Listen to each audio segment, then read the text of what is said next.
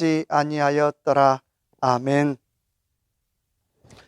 주신 말씀 가지고 영적 실패를 막는 방법이라는 말씀의 제목으로 복된 주일 예배 또 귀한 말씀 같이 나누길 원합니다. 유명한 기독교 사상가인 A.W. 토저의 글에 그리스도인들에게 이런 질문을 하고 있습니다. 당신은 그리스도인으로서 영적인 실패자는 아닙니까? 라는 질문을 하고 있습니다. 이 얘기를 좀 우리가 생각해 듣는다면 그리스도인이지만 우리는 누구라도 실패할 수 있다라고 하는 것입니다. 광야를 떠놀던 이스라엘 백성, 분명히 하나님의 보호와 공급을 받았지만 그들을 향해서 실패했다라고 말하고 있습니다. 그들이 왜 실패했습니까? 이유는 단 하나, 하나님이 원하는 자리에 서 있지 못했기 때문입니다. 과거라는 기억에 붙잡혀서 하나님께서 주셨던 비전, 또 미래를 향해 한 걸음도 나가지 못할 때에 그들은 영적인 실패자로 광야에서 죽고 말았던 것입니다. 제가 지난번 지혜로운 인생 11번째에서 강의했던 것처럼 믿음은 기억과 기대로부터 자유한 인생이라고 했습니다. 내가 사람의 기대에 맞추려고 하면 그건 끝이 없어요.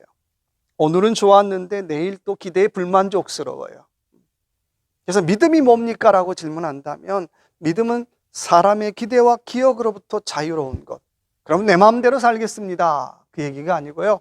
하나님의 기대에 맞추는 것. 내가 하나님의 기대에 맞추면 맞출수록 우리는 사람들의 기억과 기대로부터 자유로울 수 있다라고 하는 것입니다. 아브라함의 조카 롯, 소돔과 고모라가 멸망할 때 허겁지겁 도망했죠.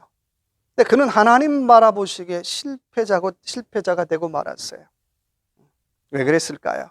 고린도전서 3장 11절의 말씀에 이 닦아둔 것 외에 능히 다른 곳에 닦아둘 자가 없으니 이 터는 곧 예수 그리스도라고 말씀하고 있어요. 저와 여러분이 아무리 잘 살아도 예수님이 원하는 자리에 있지 않으면 우리는 실패자일 수밖에 없어요. 주님이 원하는 일을 하지 않으면 우리는 실패자일 수밖에 없습니다. 그럼 왜 실패할까요? 보통 한 실패에는 세 가지 정도 원인이 있는 것 같아요. 첫째는 어떻게 해요? 자기 힘만 믿기 때문에 실패하죠. 다른 말로 말하면 교만하다는 거죠. 신앙생활의 제일 큰 장애물 중 하나가 나만 믿어봐. 내가 하면 돼. 내가 아는 영적인 교만이라고 하는 거예요. 두 번째 실패 원인이 있다면 불순종이라는 거예요. 내가 하나님 말씀대로 살아서 나만 손해보는 거 아니야? 또 하나님 말씀대로 산다고 될까? 그래서 불순종하는 것이 두 번째 실패의 원인이라고 하는 것입니다. 세 번째 실패의 원인이 있다면 신앙적인 방법보다는 비신앙적인 방법을 사용하기 때문에 실패한다는 거예요. 내가 과거에 해왔던 방법, 또 내가 직장 생활에서 경험했던 방법, 또 세상에서 경험했던 방법들을 어떻게 해요? 그냥 쓰다가 실패하더라고 하는 것입니다. 마치 교회를 회사처럼 운영하면 잘 될 것 같아요. 교회를 직장처럼 운영하면 잘 될 것 같아요. 부분적으로 맞는 부분도 있지만 그러나 그렇게 운영하게 되면 결국 실패할 수밖에 없습니다. 그렇다면 우리 정말 실패를 막을 수는 없을까요? 자, 실패를 막을 수 있는 방법 있다면 첫째는 오늘 1절의 말씀 보니까 이렇게 말씀하고 있습니다. 사탄이 일어나 이스라엘을 대적하고 다윗을 충동하여 이스라엘을 계수하게 하니라. 첫 번째 영적 실패를 막는 방법이 있다면 영적인 레이더를 설치하라는 거예요. 영적인 레이더를 설치할 때 영적인 실패를 막을 수 있다는 거예요. 저는 가끔 비행기를 타는데 여러분 안 좋은 날, 천둥 치고 비 오는 날 여러분 비행기 타보신 적이 있나요? 그런 날 비행기를 탄다는 건 굉장한 모험이 필요해요. 또 굉장한 믿음이 필요하겠죠. 그리고 그런 날 비행기를 한번 타보면 생각보다 비행기가 잘 날아가요. 이유가 뭘까? 조종사가 운전을 잘하나요? 그래서일까요? 아니죠. 비행기에 뭐가 있어요? 레이더가 있기 때문에. 비행기의 레이더가 비행기의 눈 역할을 하고 있기 때문에요. 별 문제 없이 조금 요동쳐도 잘 날아가더라는 거예요. 앞에 장애물이 있는지 또 앞에 어떤 문제가 있는지 레이더가 다 감지해서 어떻게 해요? 비행기가 안전하게 운전할 수 있도록 또 날아갈 수 있도록 도와주더라고 하는 것입니다. 일명 자동항법 장치라고 얘기하죠. 비행기가 아무리 어려워도 어떻게 해요? 자동으로 잘 날아가요. 장애물이 있는지 없는지 잘 알 수 있어요. 마찬가지죠. 저와 여러분이 영적인 전쟁에서 승리하려면 우리는 좋은 영적 레이더를 가져야 한다는 거예요. 이 영적인 좋은 레이더를 가지면 가질수록 우리는 영적인 전쟁에서 승리할 수 있다라고 하는 것입니다. 그러나 만약에 영적인 레이더가 안 좋다고 한번 생각해 보세요. 그럼 그렇게 살겠죠. 뭐 나는 촉이 좋아, 나는 감이 좋아, 맨 그렇게 사는 거예요. 그렇다면 영적인 레이더가 뭘까요? 첫째는 기도가 바로 첫 번째 영적 레이더라고 하는 것입니다. 내가 기도한다라고 하는 건 영적 레이더를 켜고 사는 거예요. 기도하지 않는다라고 하는 거꾸로 얘기하면 내가 영적 레이더를 켜고 살지 않는다는 것입니다. 예루살렘 성벽을 재건축했던 느헤미야, 그는 일명 기도의 사람이었어요. 일할 때도 기도로 했고요, 또 일 마칠 때도 기도로 마무리했어요. 정말 급할 때는 아주 짧은 기도를 하나님 앞에 드리기도 했죠. 우리도 그런 기도 하잖아요. 아이고 아버지, 아이고 주여. 다 짧은 화살 기도잖아요. 느헤미야도 이런 기도를 잘 드렸어요. 첫 번째는 기도가 바로 좋은 영적 레이더라고 하는 것입니다.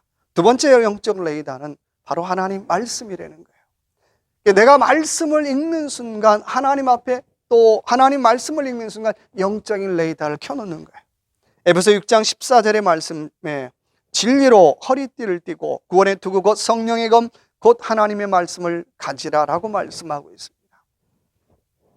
말씀은 영적 전쟁에서 총알 같은 거예요.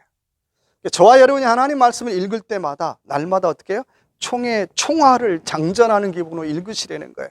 뭐 찰칵 찰칵 찰칵 하면서 총알을 장전하는 거예요. 근데 우리가 말씀을 읽지 않으면 맨날 어떻게 해요? 빈 총으로 다니는 것하고 똑같아요. 폼생폼사잖아요. 제가 매주간 카톡으로 한 주간의 말씀을 보내는데 유명한 말씀 보내지 않아요. 제가 은혜 받은 말씀 보내는데요. 여러분 좀 그런 마음으로 받으셨으면 좋겠어요. 이 한 주간을 살 만한 내가 영적인 총의 총알을 장전하는 기분으로 좀 받아주시면 좋을 것 같아요.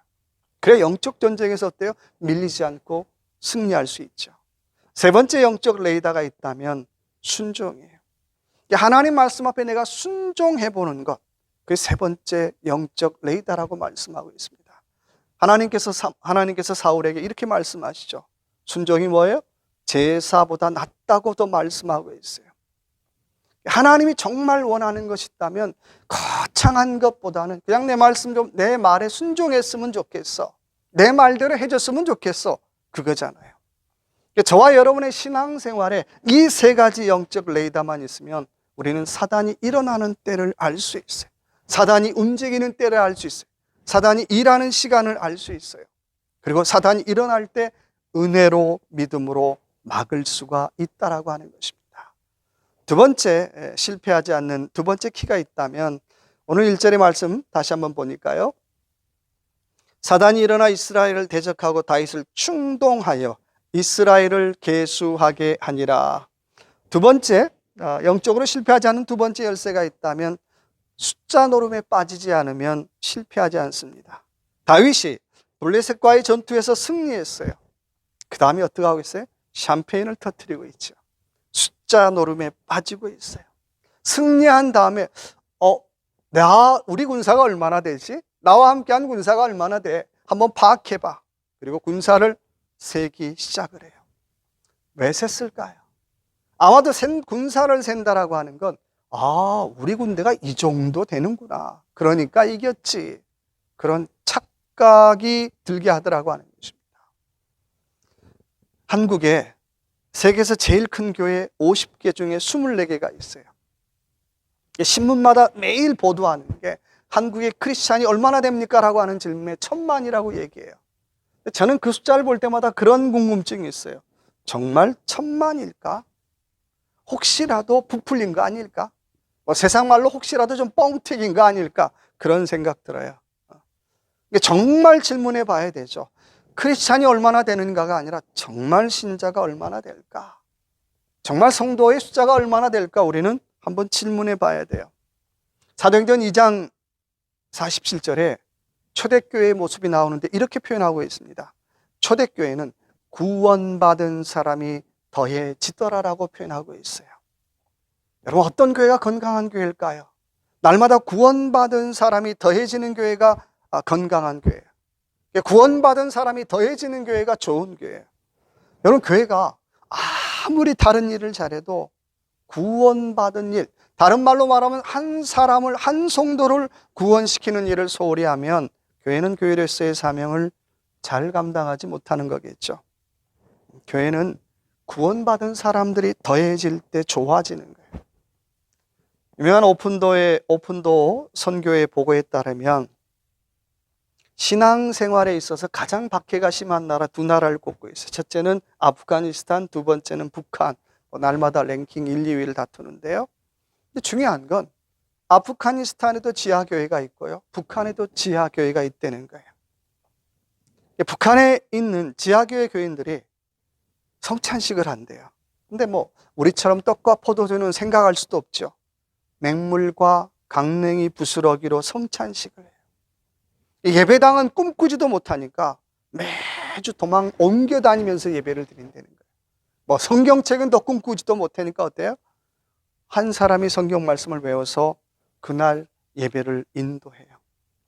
조용히 말씀을 받고요, 조용히 찬송을 부르고 조용히 아멘을 하고요, 그리고 성찬식으로 맹물을 마시고 헤어져요. 이유는 들키면 바로 총살이기 때문에. 근데 놀라운 것은 아프가니스탄에서 북한에서 날마다 구원받은 숫자가 점점점 더해지더라는 거예요. 그렇게 박해를 하는데, 그렇게 핍박을 하는데 없어져야 되잖아요. 근데 박해를 하면 할수록, 핍박을 하면 할수록 구원받은 숫자가 더해지더라고 하는 것입니다. 이것이 바로 복음의 신비가 아니고 무엇이겠습니까? 그래서 복음은 순교의 피를 먹고 사는 거예요. 교회가 어떤 곳입니까? 라고 질문한다면 이런 복음의 신비를 경험하는 것이 교회인 줄로 믿습니다. 여러분, 교회 와서 어떤 경험하기를 원하십니까? 저는 이런 신비를 경험하고 싶어요.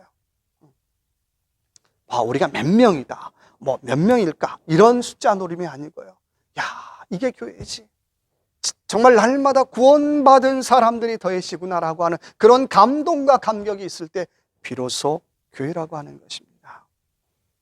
여러분, 하루에 코카콜라가 몇 병이나 팔리는지 아세요?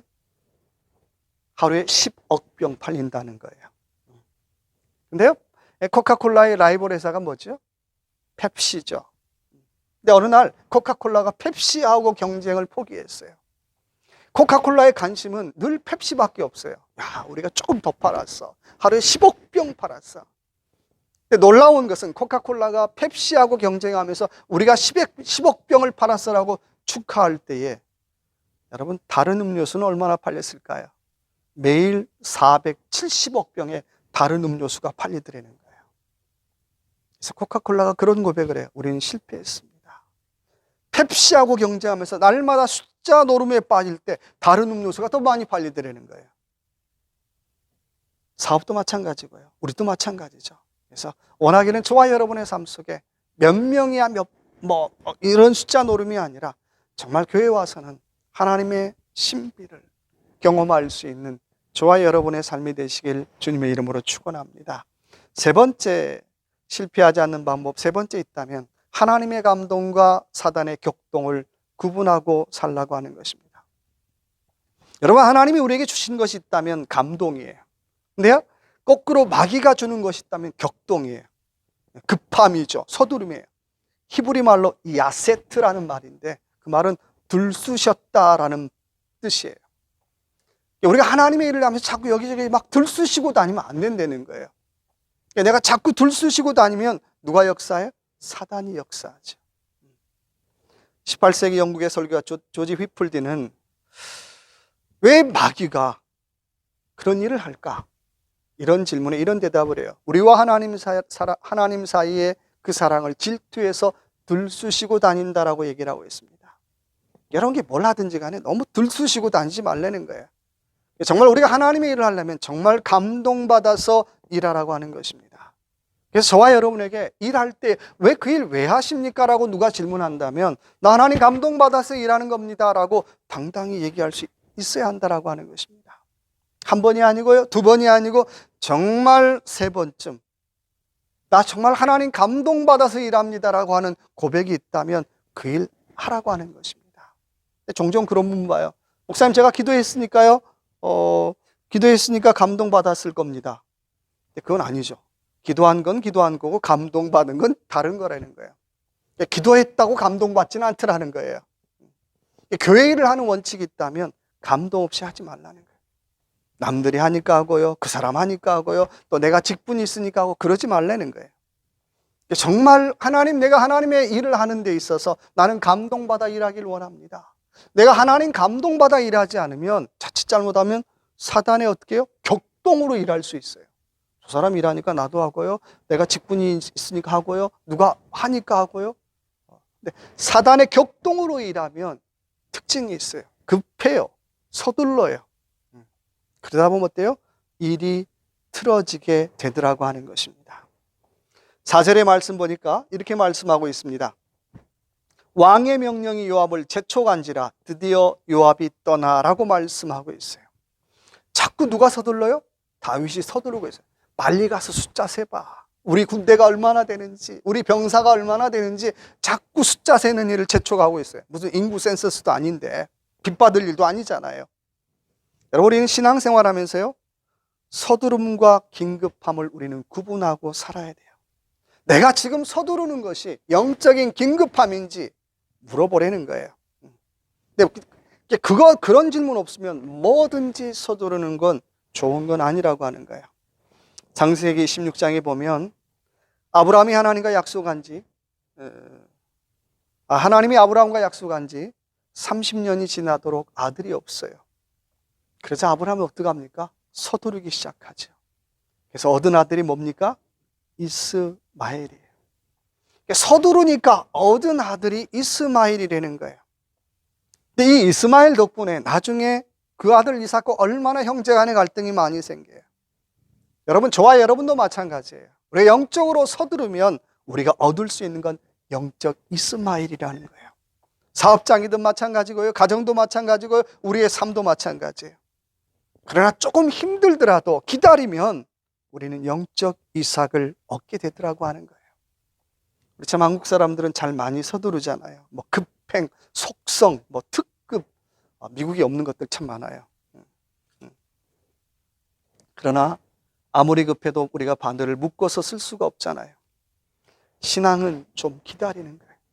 고린도전서 13장에 보니까 사랑은 오래 참고 오래 견디며라고 말씀하고 있어요.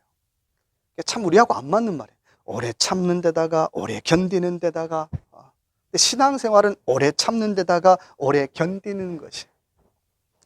우리는 참 좋은 열매를 보기를 원하는데 얼마나 참으셨습니까? 뭐 저한테 해당되는 질문이에요. 얼마나 견디셨습니까?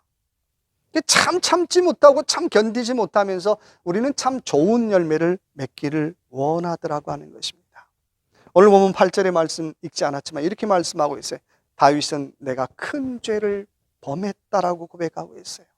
아니, 무슨 죄를 범했나요? 5절의 말씀 보니까 군사만 157만 명이에요.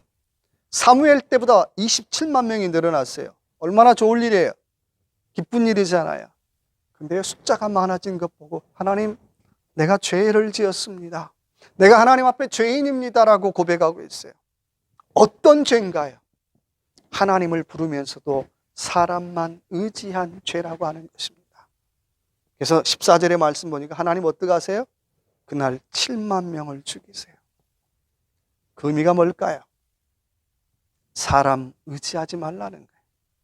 여러분, 신앙생활하면서 사람 의지하지 말고요, 다시 한번 주님만 의지할 수 있는 저와 여러분의 삶이 되시길 주님의 이름으로 축원합니다. 누가복음 15장에 보면 어리석은 한 부자가 나와요. 그 부자의 아마 집에 가면 모토가 이런 모토였을 거예요. 더 크게, 더 빨리. 우리 한국 사람 같아요. 그래서 날마다 뭐 곡식 창고를 짓잖아요. 근데 하나님께서 그날 밤에 어떻게, 야, 이 어리석은 부자야, 오늘 밤 네 영혼을 내가 도로 찾아가리니 그러면 네가 예비한 것이 누것이 되겠느냐라고 질문하고 있죠.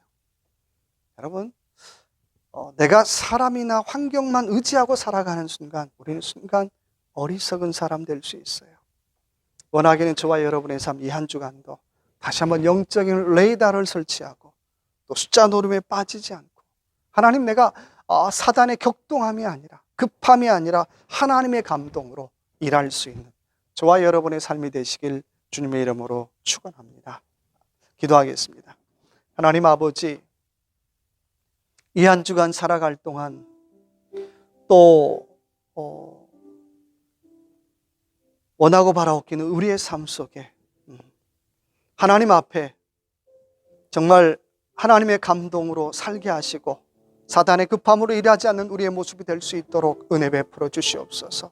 우리는 참 빠른 것 좋아하고 급행도 좋아하고 다 좋아하는데 하나님, 정말 하나님의 감동으로 일할 수 있는 우리의 삶이 될 수 있도록 하나님 도와주시옵소서. 원하고 바라옵기는 정말 나의 인생의 삶 속에 하나님께서 나에게 원하시는 것이 무엇인가를 다시 한번 물어보게 하시고 그 뜻들을 이룰 수 있는 우리의 삶이 될 수 있도록 주님 도와주시고 인도하여 주시옵소서. 하나님 아버지, 감사합니다. 이 한 주간 살아갈 동안도 영적인 좋은 레이더를 설치하게 하시고 내가 숫자 노름에 빠지지 않고 사단의 격동함이 아닌 하나님의 감동으로 이 한 주간도 살아갈 수 있도록 은혜 베풀어 주시옵소서.